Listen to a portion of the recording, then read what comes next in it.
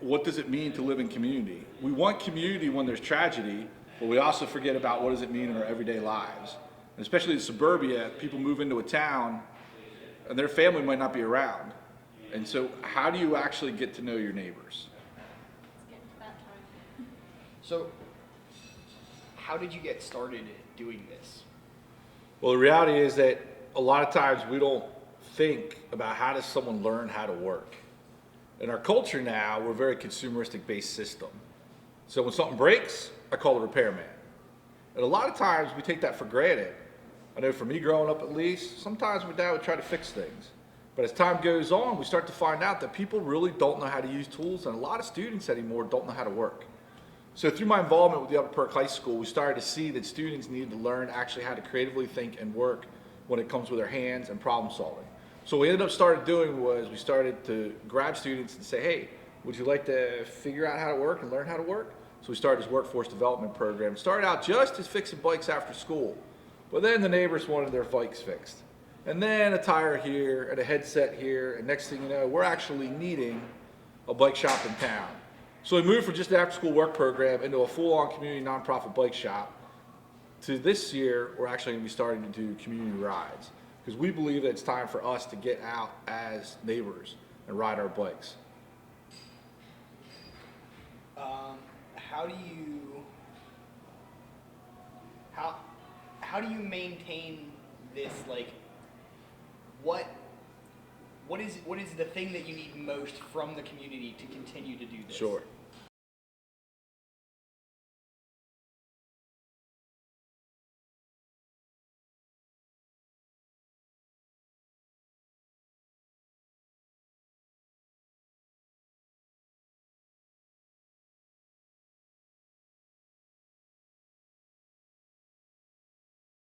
So when you live in a town, you tend to think about yourself. We view the world from our own eyes. So we always think that, hey, the world revolves around me. But the reality is you actually live with other people. It might be the grocery store you go to. It might actually be where your kids go to school. And the fact is that sometimes when your bike breaks down, you might actually have to go to the bike shop. And I think sometimes we forget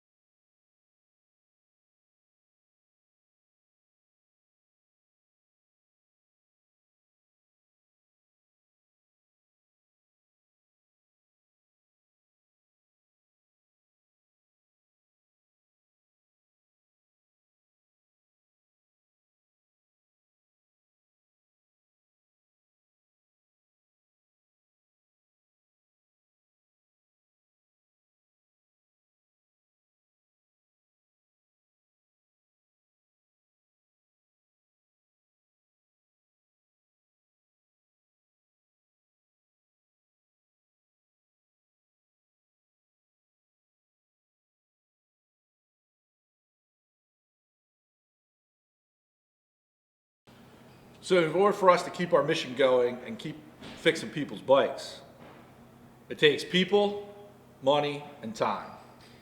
In order to be able to do that, obviously money, well, we'll always take a donation. We also need bicycles. So if you have a bicycle at home that you're not using, you want to get rid of, don't put it in the trash, drop it all off to us. But we don't care the condition of it, because we'll take everything.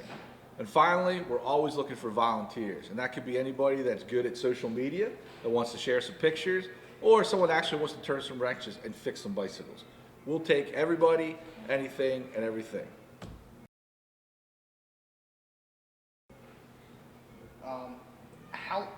What age group do you start allowing kids to come in and work? Sure.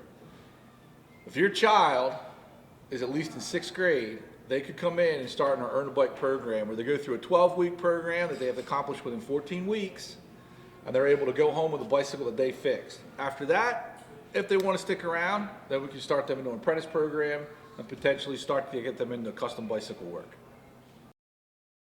Maybe your student's creative. Maybe they like to spend time on the internet.